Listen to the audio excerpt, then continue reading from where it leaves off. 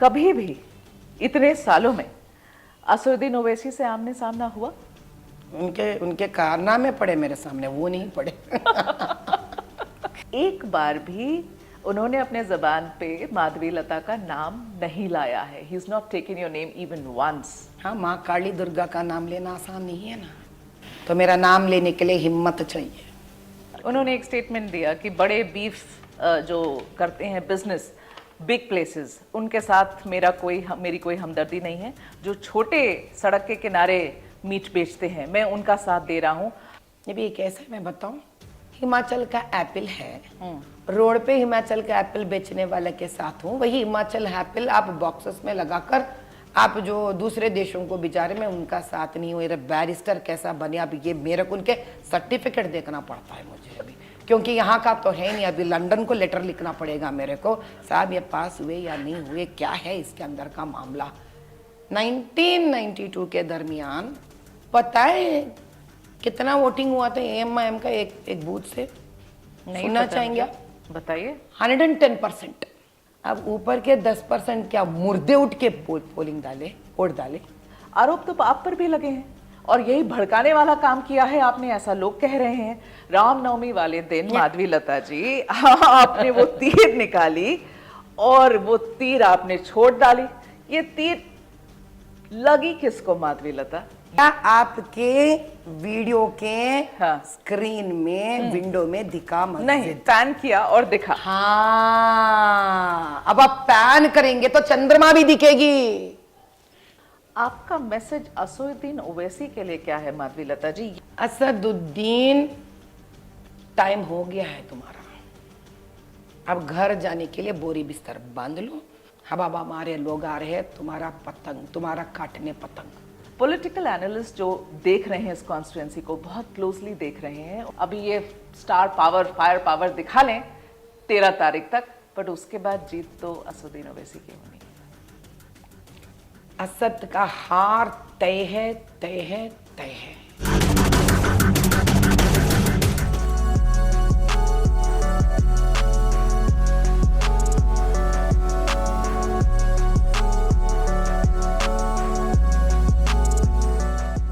Fire brand, aggressive, दबंग, निडर, बेबाक, ये कुछ ऐसे शब्द हैं जो मेरे आज के गेस्ट को परिभाषित करते हैं, उन्हें डिफाइन करते हैं। महज सिर्फ 1 महीने के समय में पूरा देश इनका नाम जानने लगा। हैदराबाद से भाजपा की candidate Madhavilatha. Madhavilatha ji, thank you so much for sparing some time for me. मुझे पता है आपके जिस शेड्यूल से आप चल रही हैं, पद यात्रा, मीटिंग्स, नुक्कड़ मीटिंग, मुझे तो लगा था समय नहीं मिलेगा, but thank you so much for your time. I feel it's my responsibility to reach people, to journalists like you. So I am also in debt for the kind of efforts you want to put forward. Thank you. अब शुरुआत में माधवीलता जी आपसे Madhavilatha the person से करना चाहती हूँ। कौन है माधवीलता? क्या पहचान है माधवीलता की? क्योंकि जिस दिन आपका नाम अनाउंस हुआ था उस दिन हम सबको ढूंढना पड़ा कि माधवीलता कौन है। So what I want to ask you is that एक पहचान आपकी यहां है कि आप बीजेपी की कैंडिडेट हैं असदुद्दीन ओवैसी के सामने, हैदराबाद की कॉन्स्टिट्यूएंसी से। इसके अलावा, ये तो अब सब जान गया, इसके अलावा कौन है माधवीलता? देशवासियों को क्या बताना चाहती हैं? हम एक समाज सेविका हैं जी, जो मजहब और हर प्रकार का जात मत को निकाल कर, उखाड़ कर, फेंक कर हमने समाज सेवा किया है। ओके। हमने हर दलित के साथ काम किया है, हमने हर OBC के साथ काम किया है, हम हर आयु के लोगों के साथ काम किया है। नन्हे मुन्ने बच्चों से, जिनके तब का तब जन्म हुई, इन्फेंट से, लड़कियों से, अनाथ बच्चों से, बड़े बुजुर्गों से, स्त्रियों से, ओके, युवा से, मुसलमान से, हिंदू से और मद्रासों से। ओके। हमने किसी को नहीं छोड़ा है। उनकी गरीबी को, उनके सुख दुख में जितना हमसे हो सके उनका हाथ बटाने के लिए और उनको हिम्मत और जोश की ओर लेके जाने के लिए।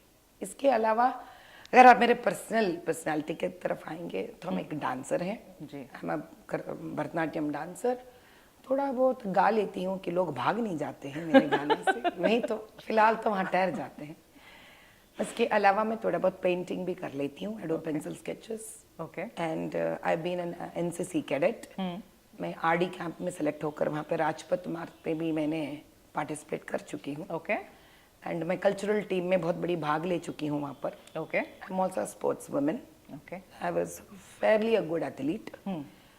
इसके अलावा मैं तकरीबन एक 200 डिशेस खाना भी बना लेती हूँ। 200? हाँ जी, आप 200 तरह के खाना अलग अलग डिशेस बना हैं? लेती हूँ मैं। 200? हाँ जी, बना लेती आपके बेस्ट 5 बता दीजिए। हूँ।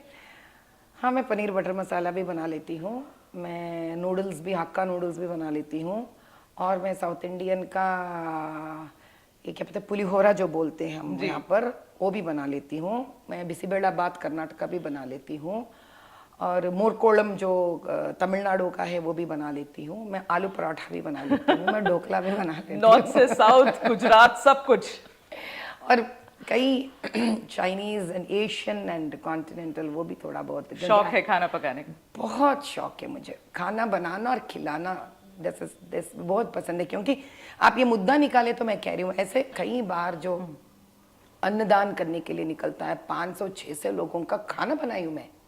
500-600 लोगों का मैं खुद खाना बनाई, ओके बिकॉज मुझे बहुत पसंद है खाना बनाना और बच्चों के बीच में बांटना। सो मैं खुद बनाती हूँ। मेरा कैपेसिटी आज भी है 1000 लोगों का खुद खाना बनाने का। अकेले? 3-4 माधवीलता 1000 लोगों का खाना बना 3-4 लोगों का मदद लेकर मैं अकेले बना लेती हूँ। तो ये है माधवीलता। ये है माधवी। ओके, आपके पहनावे ओढ़ावे से, ये टीका, हाथ में आप रुद्राक्ष पहन रही, ये सब से इतना तो समझ आता है कि बहुत धार्मिक हैं आप। पूजा पाठ में कितना विश्वास है? पूरा 100% विश्वास है मुझे पूजा पाठ में, क्योंकि मुझे लगता है एक इंसान के जैसे 2 आंख हैं, अगर एक आंख आपको प्रपंच का व्यवहार, द वर्ल्डली नॉलेज जो हम बोलते हैं, जैसे कि कैसा जिए, कैसा नौकरी करे, कैसे आगे बढ़े, कैसा पैसा कमाए, अगर ये समझाता है, और दूसरा आंख वो करते वक्त निडर रहकर, न्यायबद्ध रहकर, सच्चाई के ओर चलने का जो हिम्मत है, जो पर्सनालिटी, इनर पर्सनालिटी डेवलपमेंट, जो व्यक्ति को एक प्रकार का एक क्लीन, एक शुद्ध व्यक्ति बनाता है, वो मेरे हिसाब से इस सनातन धर्म है। ऐसा कोई श्लोक, ऐसी कोई भजन, कोई आरती, कोई पूजा जिसके बगैर आप बाहर कदम नहीं रखती हैं सुबह?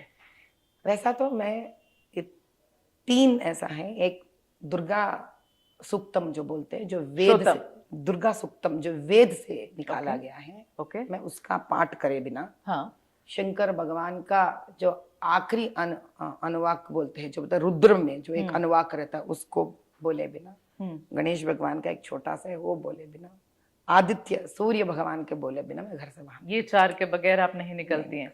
इसमें से आप कौन सा हमारे लिए रिसाइट करेंगे अभी? छोटा कर कर तो शंकर भगवान का ही कर देंगे आपके लिए। कर दीजिए। त्र्यंबकम यजामहे सुगंधिम पुष्टिवर्धनम उर्वारुकमिव बंधनात् मृत्योर्भक्षीयमामृतात् यो रुद्रो अग्नव्यो अप्सु यवोषधीषु यो रुद्रो विश्वा भुवना विवेव तस्मै रुद्राय नमो अस्तु तमुष्टिः सुषुस्तु धन्वना यो विश्वक्षक्षेति भेषजस्य यक्ष्माभयेशो मनसाय रुद्रं नमो आविर्देववसरं दुवस्य अयं मे हस्तो भगवान् अयं मे भगवत्तरः अयं मे विश्वभेषजो युगं शिवाभिमर्शनः ये ते सहस्रमयितुं पाशा मृत्यो मर्त्याय हन्तवे तान्यज्ञस्य मायया सर्वान् वयजामहे मृत्युवे स्वाहा मृत्युवे स्वाहा। ओम नमो भगवते रुद्राय विष्णवे मृत्युन्मे पाहि प्राणानां ग्रन्थिरसिमां रुद्रोऽभिशान्तकः तेनान्नेन आप्यायस्व। ओम नमो भगवते रुद्राय विष्णवे मृत्युन्मे पाहि प्राणानां ग्रन्थिरसिमां रुद्रोऽभिशान्तकः। ओम शांति शांति वेरी वेरी शांति। पावरफुल। ये करे बगैर, ऐसे 4 और करे बगैर आप नहीं निकलती हैं। वाह माधवीलता जी, ढूंढा है बीजेपी ने आपको लेकिन काफी मेहनत से। चलिए, ये तो आपकी निजी जिंदगी की बात हो गई। अब आते हैं आपकी राजनीति पर। पूरी जिंदगी आप हैदराबाद में रही हैं, born and brought up, that's what I heard. अब आप मुझे बताएं, कभी भी इतने सालों में असदुद्दीन ओवैसी से आमने सामना हुआ? नहीं भाई, नहीं हुआ है। इतने सालों में आप आपके सामने कभी नहीं पड़े? आप भी उसी कॉन्स्टिट्यूंसी में हैं? हाँ, उनके उनके कारनामे पड़े मेरे सामने, वो नहीं पड़े। जो काफी था हमारे लिए। पर आप भी पब्लिक लाइफ में काफी समय से हैं। हाँ, तो हम वहां थोड़ी जाके काम करते हैं जहाँ पे उद्रेक भाषण होता है, जहाँ पे दरार लेके आते हैं लोगों के बीच में, जहाँ बीफ काटने के लिए बातें होते हैं, थोड़ी हम उस जगह पे जाते हैं। हमारा काम तो पसमंदों के साथ काम करना, जहाँ पे असद नहीं रहते, वहां नहीं आते, वहां नहीं आते। आमना सामना हुआ ही नहीं है, जरूरत ही नहीं पड़ा मुझे। एक बात बताइए, आपने नोटिस करी है कि जब से आपका नाम अनाउंस हुआ है तब से, और मैं असदुद्दीन ओवैसी की जितनी तब से बाइट स्पीचेस सब कुछ सुनने की कोशिश कर रही हूँ, एक बार भी उन्होंने अपने जबान पे माधवीलता का नाम नहीं लाया है। He is not taken your name even once. क्या लगता है आपको? हाँ, माँ काली दुर्गा का नाम लेना आसान नहीं है ना, तो मेरा नाम लेने के लिए हिम्मत चाहिए। सच्चाई का आग इतना बड़ा होता है, ज्वाला, उस ज्वाला का नाम लेना आसान नहीं है। ज्वाला कह रही हैं आप अपने आप को? हाँ, बिल्कुल कह रही हूँ अपने आप को ज्वाला। माँ काली दुर्गा भी कह रही हैं। Yes, I am for every that person who wants to divide this country on the name of religion. I am Kali for every that person who wants to who has wrong intentions. छोड़ेंगे नहीं हम किसी को। उनके कुछ मित्र हैं जो मुझे ये कह रहे थे, जो आप कह रही हैं अभी, बस यही बात कि जब तब माधवीलता उन्हें धमकाने लग जाती हैं, जब तब कहती हैं कि अभी जंग तो शुरू हो गई है, अभी कच्चा चिट्ठा निकालेंगे, अभी देखो आगे आगे क्या होता है। ये इतना धमकाने की राजनीति क्या है माधवीलता जी? क्योंकि हमने सिर्फ सच्चाई के कदम पे ही निकलते आए। हमारा उम्र जितना भी है, हमने गरीबी से निकलकर काफी मेहनत कर कर जो भी है हम आज उस मुकाम पे आए हैं। हम थोड़ी लोगों का खून चूस कर आए यहाँ पर, हम तो नहीं आए ना। तो लोग सच्चाई का मार्ग पकड़ कर निकलते हैं, उनमें इतनी ही दम रहती है। ओके क्योंकि हमारे बारे में निकालने के लिए कुछ झूठ ही नहीं रहता हमारे पास, and that gives you phenomenal strength to fight towards injustice. और उनके बारे में बहुत कुछ है निकालने के लिए, बहुत कुछ, ढेर सारा। आपका उम्र निकल जाएगा निकालते निकालते। ऐसा क्या है माधवीलता जी जो अभी तक इतने सालों में लोग नहीं जानते हैं असदुद्दीन ओवैसी के बारे में? ऐसी क्या चीज है आप जो बार बार कहती हैं कि ये कच्चा चिट्ठा निकालेंगे? क्या है वो? सिंपल, हम बहुत छोटे छोटे मुद्दे ही निकालेंगे। इनके दादाजी जब वकालत करते थे जी, तब भी ये लोग किराए के घर में रहते थे। ओके और इनके पिताजी जो खास पढ़े लिखे नहीं है, ओके तो इन्होंने कुछ किया नहीं, क्योंकि ये भी किराए मकान में रहते थे। ओके और असद जहां तक है, हाँ बैरट लॉ पढ़कर बैरिस्टर बने, ठीक है, लेकिन इन्हों भी कभी वकालत की नहीं। ओके अब ऐसे लोग जब किराए मकान में पलकर बड़े हुए हैं, आप बताइए इनको अचानक कोई बिजनेस नहीं है, कोई मैन्युफैक्चरिंग यूनिट्स नहीं है, ओके जिनको कोई हाथ में से हुनर नहीं है, ओके और जो पढ़ते हैं उस पढ़ाई के बलबूते पर ये लोग कोई उसका ऑक्यूपेशंस नहीं करते, जैसे कि वकालत जैसे करते नहीं है, ठीक है। तो बताइए इनको इतना ज्यादा जमीन जायदाद, इतने कॉस्टली कार्स, घड़ी, 7 एकड़ का लैंड, इतने बड़ी मंजिलें, बार बार फॉरेन कंट्रीज जाना, मेडिकल कॉलेजेस लगाना, कहाँ से आते हैं? इसके बारे में जांच पड़ताल होना चाहिए ना। उनकी सोर्स ऑफ इनकम पर आप क्वेश्चन मार्क लगा रही हैं। मैं सवाल उठा रही हूँ उनके सोर्स, उठा रही हूँ मैं इनके सोर्स ऑफ इनकम पर। ओके कहाँ से आ रहा है? जैसे कि अभी मेरा ले लीजिए आप, हाँ go through our entire income tax, okay go through our properties, go through our establishments, कुछ नहीं निकलेगा। क्या है भैया? We are one of the, जो हमारी इनकम रहती है, we are the clean income tax payers. यहाँ तक कि एक बार income tax has also refunded saying that we are the best income tax payers. Okay तो हमको we have that kind of a certificate also from income tax. Okay and I question, yes, from where did you get so much property? कहाँ से आया आपको?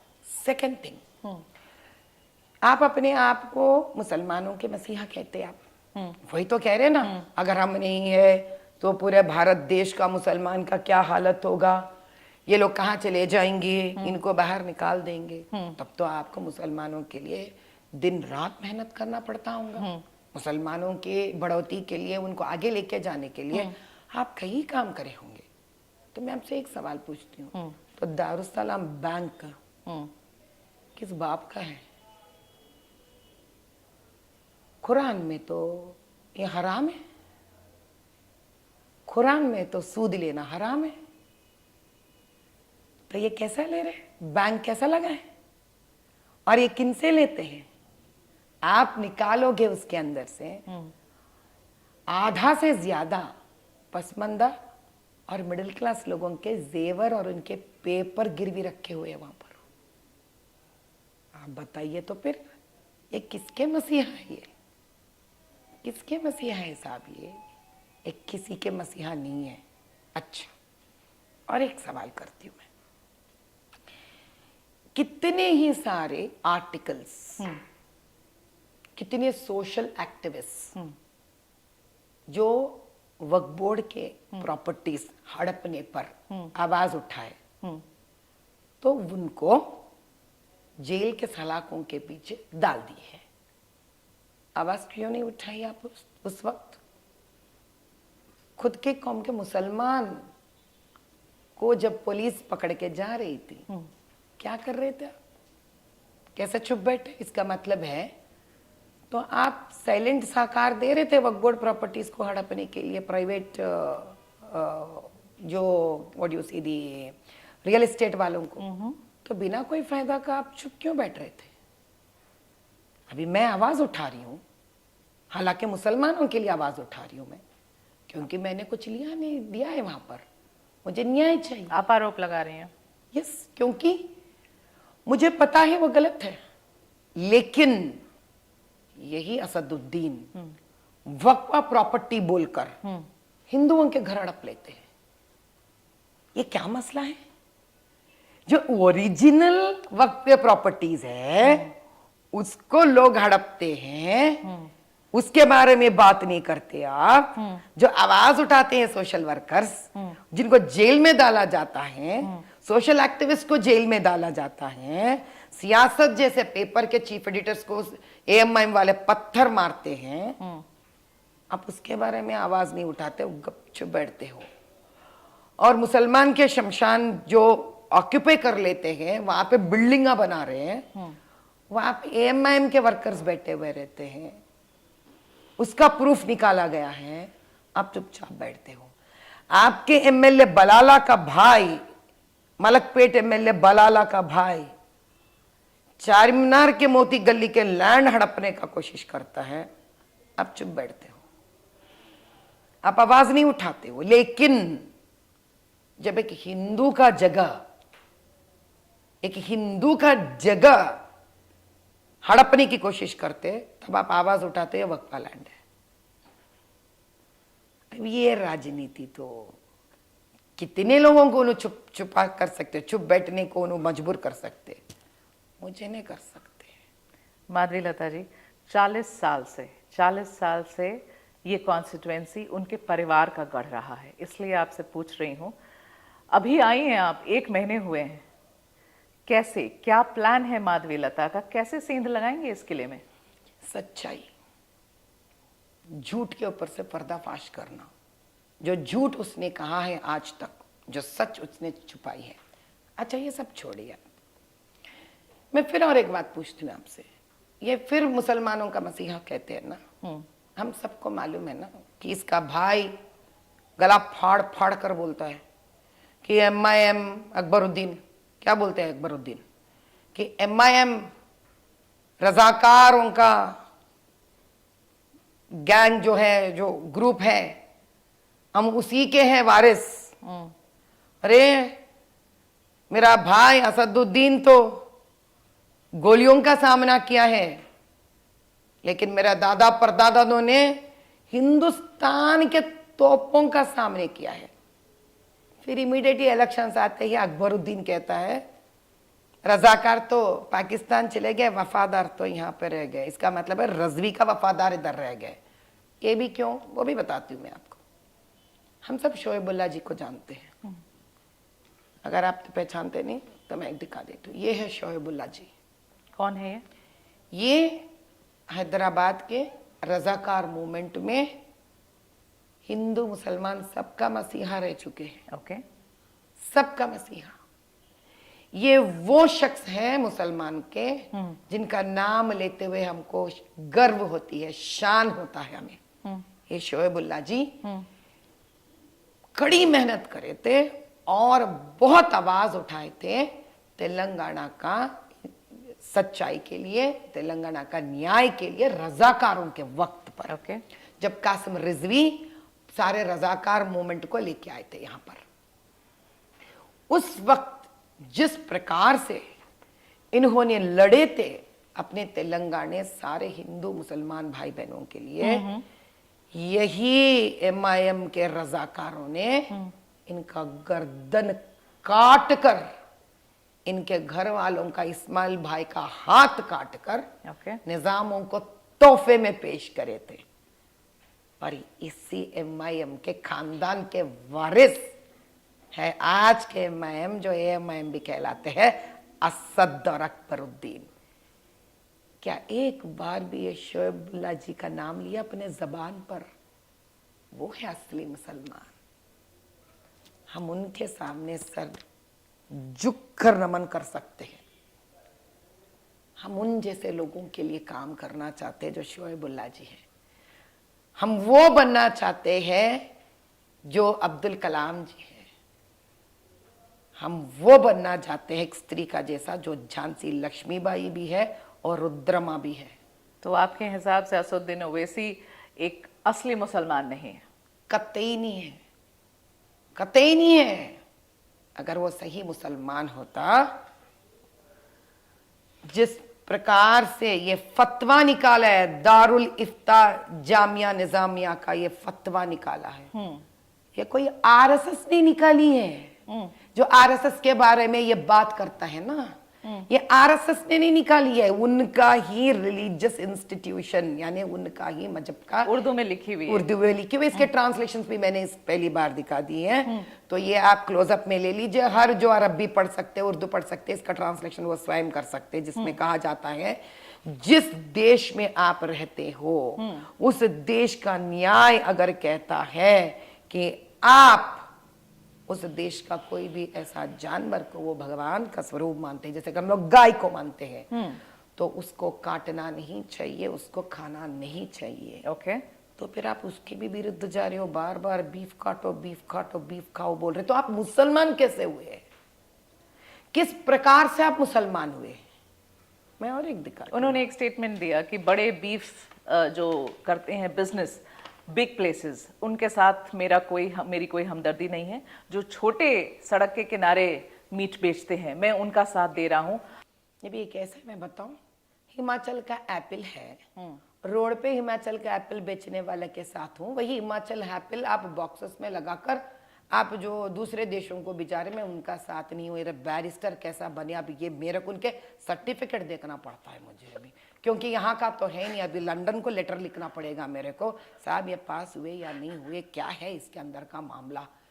ये मेरे तो समझ के बाहर है। ये बीफ रोड पे है तो बीफ हो जाता, बीफ डब्बे में डालकर बाहर भी जाए तो बीफ नहीं होता। माधवी लता जी, वाह। आप लोग कह रहे हैं कि आप जिस तरीके की स्टेटमेंट दे रही हैं असदुद्दीन ओवैसी के अगेंस्ट में, आप क्या उन्हें बीजेपी की सरकार का डर दिखा रही हैं? सेंटर में आपके पास सरकार है, आप डराने की कोशिश कर रही हैं ओवैसी को? तो इन्हों क्या स्टेट में कांग्रेस का डर दिखा रहे मेरे को? मैं तो डायरेक्ट बीजेपी की हूँ। आपको डर दिखा रहे हैं स्टेट में कांग्रेस का? हाँ, क्यों नहीं, क्यों नहीं दिखा रहे साहब?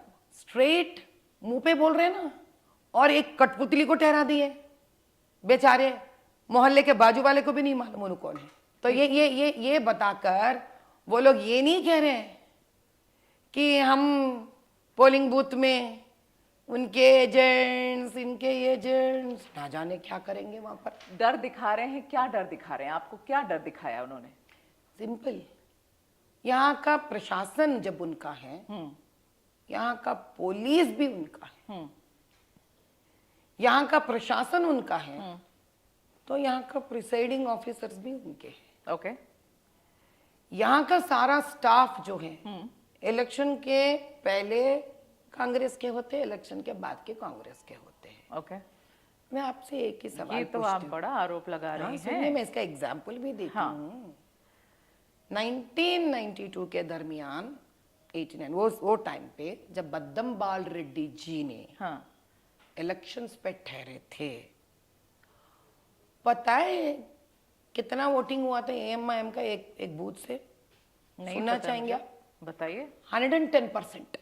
और वो ये आज हमने क्रिएट नहीं किया है कि इतना तो हमारे पास। नहीं, आज भी वही सिचुएशन है, ये कैसे कह सकती हैं आप? अब ये कैसे बता रहे हैं आप? एक बार जिनका आदत है 110% पोलिंग कर कर जीत दिखाने का, अभी खानदानी वारस है ना ये लोग। हमारा तो कोई पॉलिटिकल खानदान नहीं है, हम आम जनता से बाहर आए सब है। इनका तो खानदानी है। इनके दादाजी भड़काऊ भाषण करते और इनके ऊपर अरेस्ट भी निकला था, वो भी है प्रूफ, ओपन है वो। हम कुछ नहीं क्रिएट करते, आप ये समझना पड़ेगा। इनके दादाजी भड़काऊ भाषण देते हैं, जिनके ऊपर केस हुआ था इनके पिताजी करते हैं, जिनके ऊपर हुआ था ये भड़काऊ भाषण देते हैं, इनका भाई भड़काऊ भाषण देते हैं। आरएनए डीएनए प्रूफ हो गया ना भड़काऊ भाषण का। चलिए अभी अभी अभी 110% ऐसे ही ये लोग पोलिंग करते हैं, जो प्रूव हुआ। तो 110% करने के लिए ऊपर का जो, अच्छा 100% तो नहीं होना चाहिए, इसी को बोलते हैं vulnerable polling booths. What are vulnerable polling booths? Where the voting is beyond believable percentage. You accept? फिर भी चलिए क्या करेंगे, ऐसा है इनका न्याय, इनका प्यार कि पूरा 100% डाली भी दिए समझिए। अब ऊपर के 10% क्या मुर्दे उठ के पोलिंग डाले, वोट डाले? ऊपर के 10% क्या मुर्दे उठकर वोट्स डाले?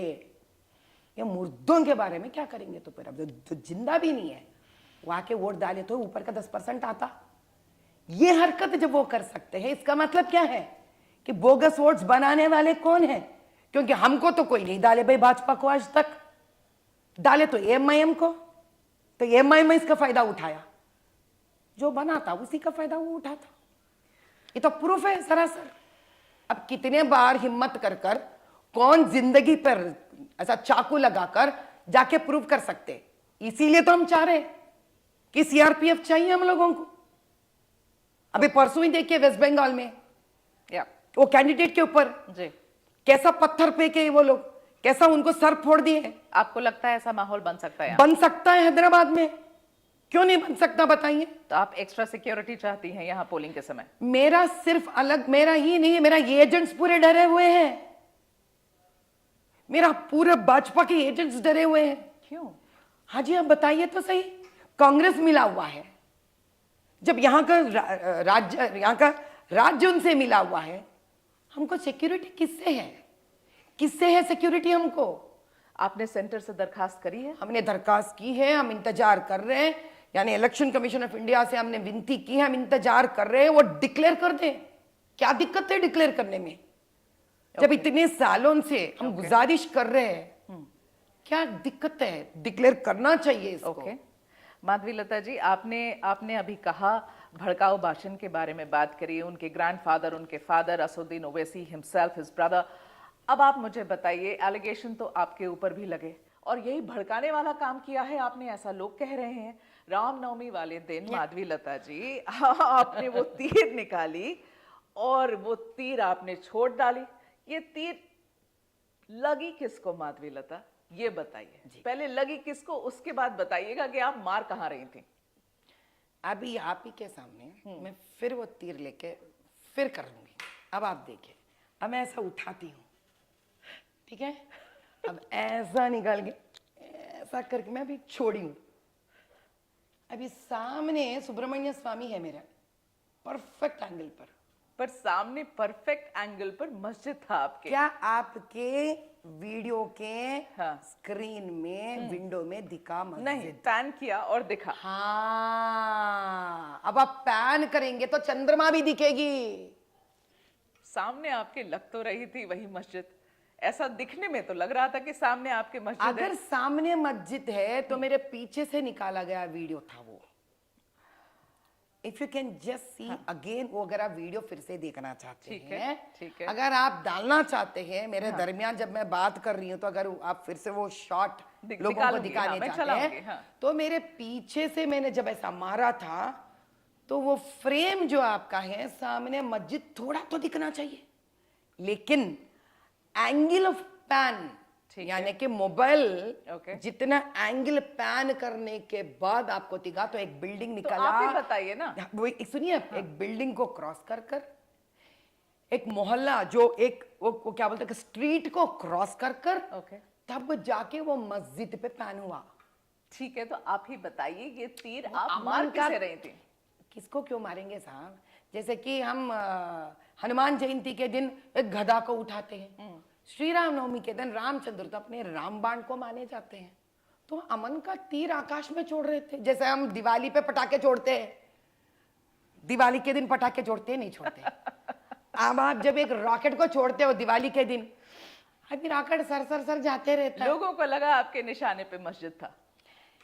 ये एक कहावत है भाई हमारे तेलुगु में, పచ్చగా మెరలొచ్చిన వాడికి లోకమంతా పచ్చగా కనిపిస్తుంది। इसका मतलब है जिनको जॉन्डिस आते ना, उनकी आंख येलो कलर हो जाते, तो उनको ना दुनिया पूरा येलो येलो येलो येलो दिखने लगता है। अभी होगा इनको भी ऐसा कोई बीमारी?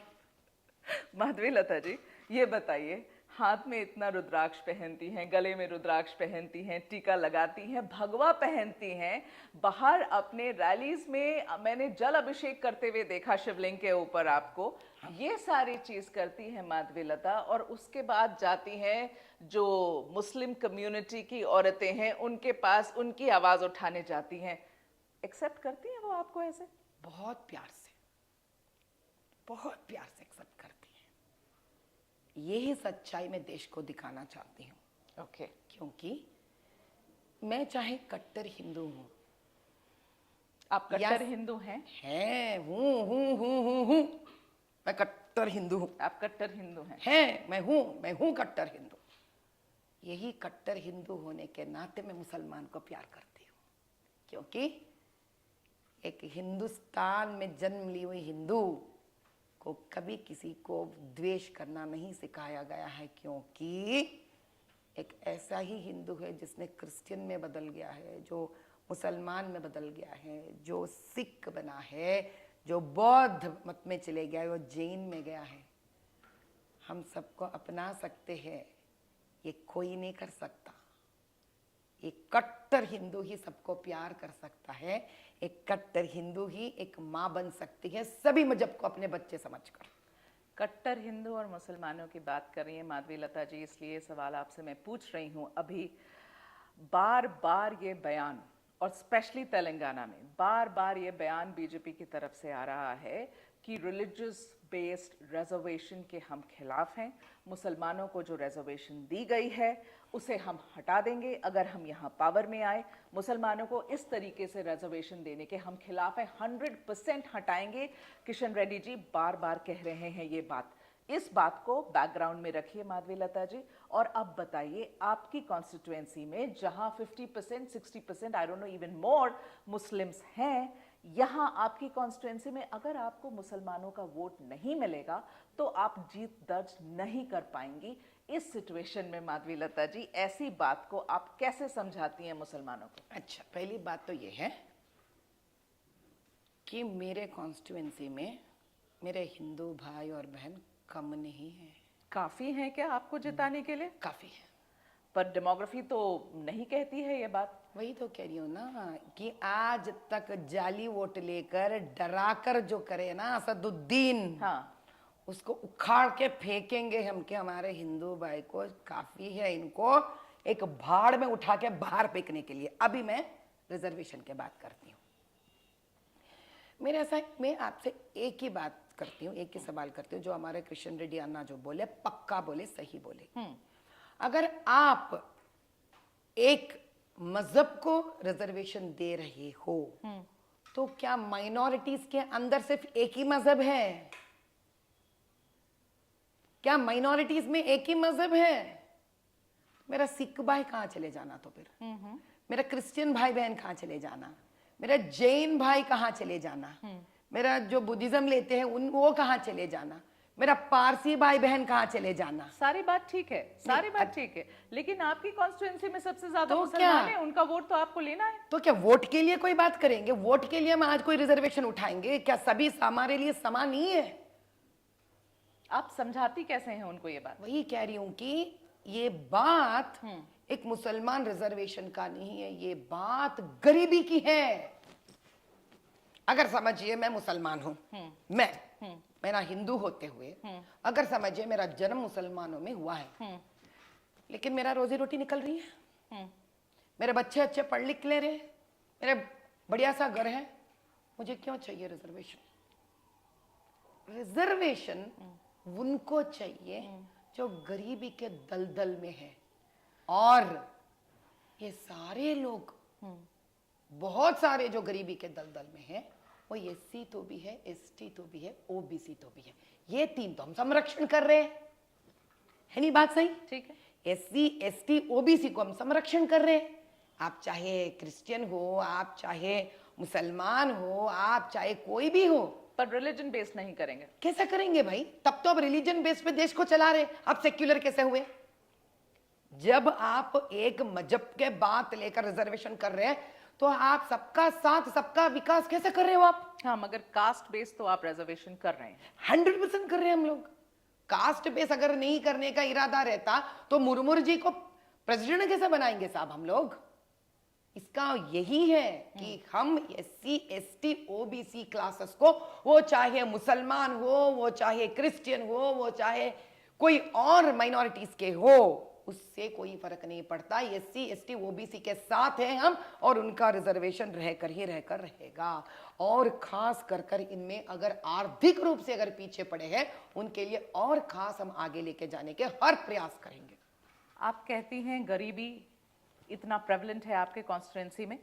मैं आपसे पूछना चाहती हूँ माधवी लता जी, पिछले 40 सालों में क्या आपकी यही असेसमेंट है कि पिछले 40 सालों में जो ओवैसी परिवार है, पहले मिस्टर असदुद्दीन ओवैसी के father, now he himself, his brother, इन लोगों ने इतने सालों में मुस्लिम कम्युनिटी के लिए कुछ भी नहीं किया? क्योंकि आप बार बार कह रही हैं कि बद से बदतर हो गई है हालत इस कॉन्स्टिट्यूंसी में। क्या आपका कहना है कि उनका कॉन्ट्रीब्यूशन निल है towards the development of the Muslims? आप ऐसा कहना चाहती हैं? 100% कहना चाहती हूँ, 100%। अगर आपसे हो सका तो हाँ, आप जाइए उन मोहल्ले में, उन बस्तियों में जहां औरतें रो रही है, पसमंदे औरतें रो रही है, ये कहकर तो भी वोट उन्हीं को दे रही है। उनको पता तक नहीं है, उनको ठीक तरह से वो लोग वोट नहीं देते हैं। ओके, यही तो है सवाल। आपने बहुत अच्छा सवाल करा मुझसे। मुद्दा ये है कि ये लोग बहुत नाराज है, गुस्से में है, ये लोग वोट नहीं दे रहे, वोट नहीं दे रहे। इसीलिए तो जाली वोट का बात आ रहा है। मैं आपसे ये पूछना, और डरते भी है लोग। अगर आप जाकर ओपन पूछोगे मुसलमान से आप वोट किसको दोगे, तो आप उनका सूरत लेके आ रहे हो ना कैमरे के ऊपर, हाँ। वो लोग नहीं बोलेंगे। अच्छा, वो लोग नहीं बोलेंगे। ये असदुद्दीन ओवैसी का डर है।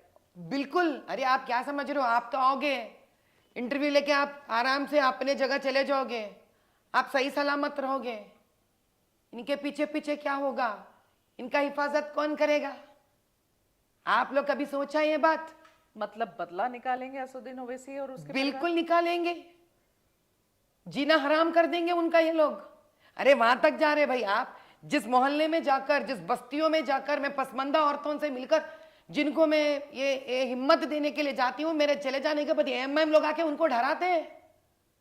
अभी मुझे सोच विचार में लगना पड़ गया मुझे कि मैं जाऊं भी तो नहीं जाऊं, क्या करूं मैं?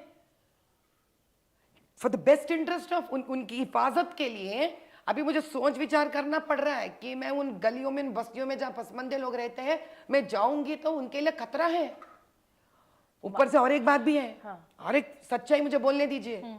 ये लोग यहां तक कि औरतों को डराते हैं कि आप जाओ, अगर एएमआईएम का वोट नहीं डालें तो मेरा एजेंट वहीं पे रहेगा, वहां पे कैमरा रहेगा, मुझे एसएमएस आएगा अच्छा। कि आप किसको वोट डालें, अच्छा। एएमआईएम को नहीं डाले तो हम देख लेंगे। अच्छा। इस प्रकार के गलत बातें भी औरतों के दिमाग में डालते हैं। और सारे मुसलमान औरतों से मेरा यही विनती है, दुनिया में किसी का हिम्मत नहीं है ये पता लगाने के लिए आप किस पार्टी को वोट दिए। कोई नहीं पता लगा सकता, कोई नहीं, कितना भी पावरफुल आदमी नहीं पता लगा सकता। ये बहुत ही सीक्रेट बात है जो सिर्फ आप ही जानते हैं। आपने किसको वोट दिया, आपका नाम नहीं आएगा, आपका नंबर नहीं आएगा, आपका किसी भी प्रकार का इंफॉर्मेशन बाहर नहीं आएगा। माधवीलता जी, इसी नोट पर जब आप मैसेज दे रही हैं मुसलमानों को, मुसलमान औरतों को, आपका मैसेज असदुद्दीन ओवैसी के लिए क्या है माधवीलता जी? ये कैमरा में देखकर जरा बताएंगे। असदुद्दीन, टाइम हो गया है तुम्हारा, अब घर जाने के लिए बोरी बिस्तर बांध लो, घर जाओ। वैसे तो लंदन में मकान है आपके भाई का, एक अच्छे से हॉलिडे पे निकल जाओ। बहुत कर लिए इधर काम, लोगों को तंग कर कर। हवा मारे लोग आ रहे हैं, तुम्हारा पतंग, तुम्हारा काटने पतंग हो गया। अभी आपका टाइम हो गया, इतिहास के पन्नों में दब जाएंगे आप। अभी बहुत कच कर लिए, टाइम हमारा आ गया है और हम जीतेंगे। हैदराबाद से 400 पार भी करेंगे। माधवीलता जी, मैं क्या कहूँ आपके इस मैसेज का, मुझे समझ में नहीं आता है, मगर ठीक है, आपकी कॉन्फिडेंस बहुत है कि आप जीत जाएंगे। पॉलिटिकल एनालिस्ट जो देख रहे हैं इस कॉन्स्टिट्यूंसी को, बहुत क्लोजली देख रहे हैं, उनका ये कहना है कि बीजेपी ने उतारा जरूर है एक फायर ब्रांड कैंडिडेट को। पूरे देश में चर्चा हो रही है इस कॉन्स्टिट्यूंसी की, मगर अगर आप परसेंटेज देखें किस तरीके से डिवाइडेड है ये कॉन्स्टिट्यूंसी हिंदू और मुस्लिम्स के बीच में, और इस बात को ध्यान रखते हुए कि अभी तक इन ब्लॉक मुस्लिम्स ने असदुद्दीन ओवैसी के लिए ही वोट किया है। माधवीलता जी, एट द मैक्स अभी ये स्टार पावर, फायर पावर दिखा लें 13 तारीख तक, बट उसके बाद जीत तो असदुद्दीन ओवैसी की होनी है। असद का हार तय है, तय है, तय है। क्योंकि जितने भी मेरे प्यारे मुसलमान हिंदू भाई और बहन हैं, आज तक ये लोग डर के वजह से दब के जी रहे थे। अब वक्त आ गया है उनके लिए काम करने के लिए। उनके ही एक आपा आ गई है, उनके एक वालिदा आ गई है, उनके लिए खाला आ गई है। जो भी नाम देना चाहते हमको मंजूर है, लेकिन उनका हिम्मत बनकर उनके लिए काम करने में आई हूं। तो उनको अब एक कत्ते भी सोचने की जरूरत नहीं है, उनको आगे लेके जाना ही हमारा मकसद है, हमारे हिंदू भाई बहनों के साथ, क्योंकि हम ये मानते हैं सबका साथ सबका विकास है। असदुद्दीन ओवैसी जी ने ये स्टेटमेंट दी है कि 13 तारीख को बीजेपी की जमानत जब्त होगी और तब पप्पा को पता चलेगा कि क्या हुआ यहाँ पर। एंड लिटरली जब वो पप्पा कह रहे थे, वो प्रधानमंत्री को ही रेफर कर रहे थे, ऐसा मैं समझती हूँ। हाँ हाँ हाँ हाँ, उनको समझने, उनको वो ना समझ, असदुद्दीन जरा ना समझ, क्योंकि उनकी समझदारी तो बैरिस्टर बनकर बीफ काटो बीफ खाओ में से पता चल गया है।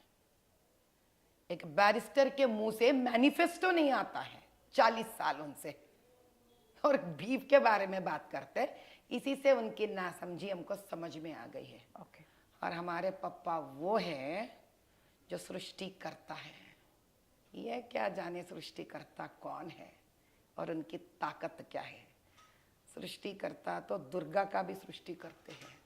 चलो दिखा देते हैं अब की बार महिषासुर मर्दिनी क्या करेगी। माधवीलता जी, लास्ट वीक आपने अपने एसेट्स डिक्लेयर किए। असदुद्दीन ओवैसी के भी एज पर रिपोर्ट उनके भी एसेट्स अब पब्लिक में है। We now know what the numbers are. Your assets stand at about 221 if I'm not, entire family together, entire family together 221 crores। Asaduddin Owaisi के नंबर्स 21-22 crores पर हैं, उनके इंडिविजुअल एसेट्स जो अभी तक की रिपोर्ट्स हैं। अब इन सारे चीज़ों के बीच में लोग के जहन में ये सवाल आता है, बार बार आप कहते हैं वो बड़े लोग हैं, पावरफुल लोग हैं, ऐसा वैसा, भाई पावरफुल और बड़े तो आप हैं यहाँ। हाँ जी, तो बीवी के पास से ये लोग लोन्स लेते हैं। मैंने मेरे हस्बैंड के पास से लोन नहीं लिया, मेरे हस्बैंड मेरे पास से लोन नहीं लिए।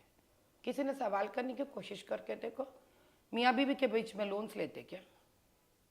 अरे वाह, किसी को उस पर सवाल नहीं उठाना है। नहीं, मैं तो एसेट्स की हाँ, बात तो कर मेरे रही मेरे मेरे हस्बैंड आईआईटी पढ़ चुके हैं, बिजनेस कर रहे हैं, पब्लिक लिस्टेड कंपनी लगाए हैं। हूँ। तो You are- उनकी भी तो you are equally and more powerful, aren't you?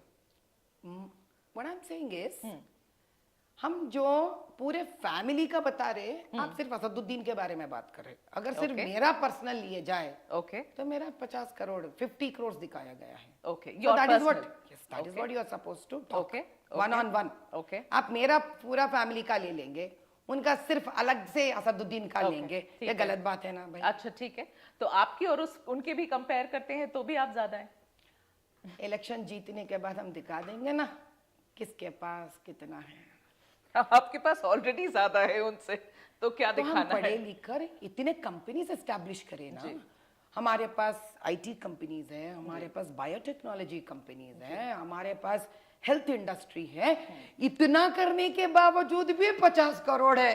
अरे इन्हों अदालत में जाते नहीं, वकालत करते नहीं, किराए के घर से 25 करोड़ कहां से आ गए? ये फॉर्मूला जरा बता दे तो हमारे सारे पसमंदे भाई बहनों को हम भी बता देंगे। भाई कुछ करने की जरूरत नहीं है, चंद सालों में आपके पास 25 करोड़ आ जाएंगे, असदुद्दीन के जैसे।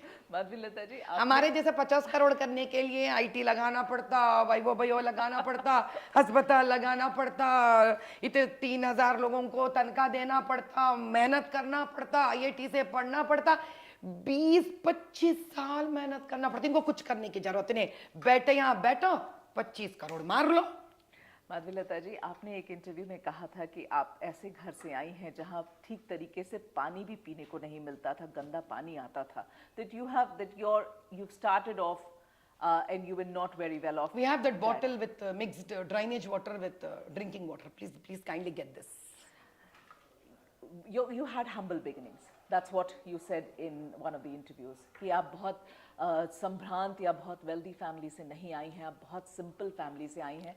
इसलिए मैं पूछ रही हूँ, वहाँ से आज ये विंची कॉर्पोरेट, ये हॉस्पिटल, इतनी सारी कंपनीज, ये सफ़र कैसे तय हुआ माधवी लता जी? मेरे शादी के दिन तक जी, I want to be very frank with the people, मेरा शादी के दिन तक हाँ, मेरे पास शादी मेरा माता पिता को करने के लिए हाथ में 2 लाख से ज़्यादा पैसे नहीं थे। वो भी क्या, पिताजी को प्रोविडेंट फंड अगर विड्रॉ करना पड़े तो ही मेरा शादी कर पाते।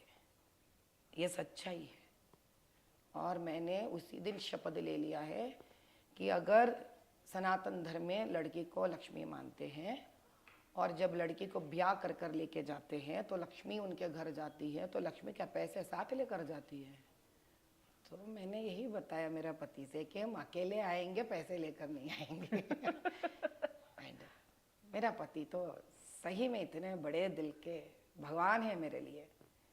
पूरा शादी का खर्चा उन्हें उठाया है। आपने खुद चूज किया अपने पति को? Is this an arranged marriage or no? It's a very complicated marriage, I would say. उसका एपिसोड किसी और दिन करेंगे। So all this prosperity you saw after marriage? It's because of my husband. अच्छा। क्योंकि तब तक उन्होंने एक पब्लिक लिस्टेड कंपनी के ओनर रह चुके थे। हाँ, उनको मेरा डायनामिज्म और मेरे जिस प्रकार से मेरा बातचीत ढंग व्यवहार है उनको अच्छा लगा। हाँ, and my down to earth okay, जो सच्चाई है जो मैं उनको बताई कि हम इतना एफोर्ड नहीं कर पाते हैं। हाँ, तो ठीक है, आप रुक जाइए कि जिस दिन मैं कमा लूँ तो उस दिन मेरा कमाई से मैं शादी कर लूंगी। पर ऐसा नहीं हुआ। नहीं हुआ। उन्होंने अपने खर्चे से पूरा अपने खर्चे से 2 जोड़े कपड़ों में उन्होंने मेरे शादी का खर्चा उठा के मुझे ससुराल लेके गए। और जिंदगी बदल गई आपकी? और जिंदगी बदल गई मेरी। ओके, माधवी लता जी, अगर वो पानी का बॉटल आता है तो हम देखेंगे उसके बारे में। And I have seen those videos where you are making that point कि पानी इतना गंदा आ रहा है। कुछ लोग आपको बता भी रहे हैं कि पी नहीं सकते। कई मोहल्लों में, एक नहीं 2 नहीं, कई बस्तियों में, कई मोहल्ले में आई हैड लिटरली टीयर्स। यहाँ के कॉर्पोरेशन उसके बारे में कुछ नहीं कह रहे? इतने समय से ये प्रॉब्लम है, यहाँ की सरकार नहीं देख किसी रही के पास वक्त नहीं है वोट लूटने के अलावा। यहाँ के प्रशासन के पास गरीबों के लिए, पसमंदों के लिए, चाहे हिंदू हो, मुसलमान हो, एससी हो, एसटी हो, किसी के पास पसमंदों के साथ आप खड़ी हैं माधवीलता जी, ऐसा तो आप बार बार कह रही हैं। पक्का मैं हर उस हिंदू, मुसलमान, क्रिश्चियन जो भी है, हर गरीब, हर पसमंदा, हर एससी एसटी के साथ में, ओबीसी के साथ में हूँ, स्त्री के साथ में हूँ, नन्हे मन्ने बच्चों के साथ में हूँ। मेरा आखिरी सवाल माधवीलता जी के साथ में ये है इतने सारे ये जो चल रहा है यहाँ, बहुत लोग कह रहे हैं कि ये पॉलिटिकल ड्रामा चल रहा है यहाँ, इतना फायरवर्क्स हो रहा है इस कॉन्स्टिट्यूएंसी में, इन सब के बाद अगर माधवीलता जी हार जाती हैं तो क्या करेंगे आगे? एक बात तो है, मैं कभी नेगेटिव बात नहीं करती हूँ। ओके। दूसरी बात यह है, यही भगवत गीता में बताया गया है कि तुम अपना कर्म करते निकलो, उसका फल मुझ पे छोड़ दो। I do works without expectations. Okay. Expectation मेरा काम नहीं है, सिर्फ काम करना मेरा काम है। प्लान बी क्या है? अपने कॉन्स्टिट्यूएंसी लोगों के साथ ठहरना, आखिरी दम तक ठहरना। ओके। आखिरी सांस तक मैं हैदराबाद पार्लियामेंट कॉन्स्टिट्यूएंसी के हर हिंदू, हर मुसलमान के साथ ठहरूंगी। ओके। जान जाए पर वचन न जाए। Okay, Madhvilata ji, I am going to do like a quick 1 minute, 4-5 questions with you. Okay. This is rapid fire. Think and tell me. आपको ये दो ऑप्शंस में से जो एक्सेप्टेबल हैं ज्यादा, उसका नाम आप लेंगी, ठीक है? Do we start? Yes. Okay, Madhavilatha जी, जय श्री राम या वंदे मातरम? दोनों। एक बोला मैंने चूज कर। एक रिलीजन है, दूसरा एक सोशल फ्रेज है। ओके, दोनों। क्यों छोड़ो किसी एक को? राम भक्त या शिव भक्त? दो अलग नहीं है। शिव केशव एक ही है, आप अलग कर रहे हैं इनको। Okay, all right. केसीआर या रेवंत रेड्डी? दोनों नहीं। ओके। नहीं, आप पूछेंगे महिषासुर या ये कंपैरिजन मैं नहीं कर रही हूँ। ये आप कुछ नहीं कर रहे हाँ। तो आप बोल रहे हैं कि आप दो गलत इंसान के नाम लेकर किसके तरह मुझे ठहरने के लिए बोल रहे हो, तो मैं कैसे ठहरूं भाई? Okay okay. डोसा या हैदराबाद बिरयानी? बिरयानी भी हिंदुस्तान से निकला है, डोसा भी हिंदुस्तान से निकला है। एक तो पिक कर लो माधवीलता जी। अच्छा, डोसा को मैं निकाल के बिरयानी के साथ, वेजिटेबल बिरयानी के साथ खाऊंगी। डोसा के साथ आपने चटनी नहीं दिया, सांबार नहीं दिया, अब मैं खाली डोसा कैसा खाऊंगी? तो वेजिटेबल बिरयानी के साथ खाऊंगी। हैदराबाद या भाग्यनगर? मैं मुसलमानों की बहू को चुनूंगी। भाग्यनगर? मुसलमानों की बहू को चुनूंगी। भाग्यनगर? भागमती के नाम से बना हुआ भागनगर। फाइनली असुद्दीन ओवैसी या अकबरुद्दीन, द बेटर वन? मैं माता से प्रार्थना करूंगी किसी भी दिन इनके ताल्लुकात मेरे से नहीं होना चाहिए, ना इस जन्म में ना आने वाले जन्म में। नहीं, माँ भगवती से मेरा यही प्रार्थना है कि अगर मैंने कोई गलती भी की हो, फिर भी ऐसे लोगों से मेरा ताल्लुकात कभी मत रखना। Okay, all right. Madhavilatha ji, it was fun chatting with you. Thank you so much for your time. Thank you, really. Thank you. And wishing you all the very best. Thank you. है ना, हम मिलेंगे 4 जून के बाद, फिर मिलेंगे आपसे। जी, फिर से मिलेंगे।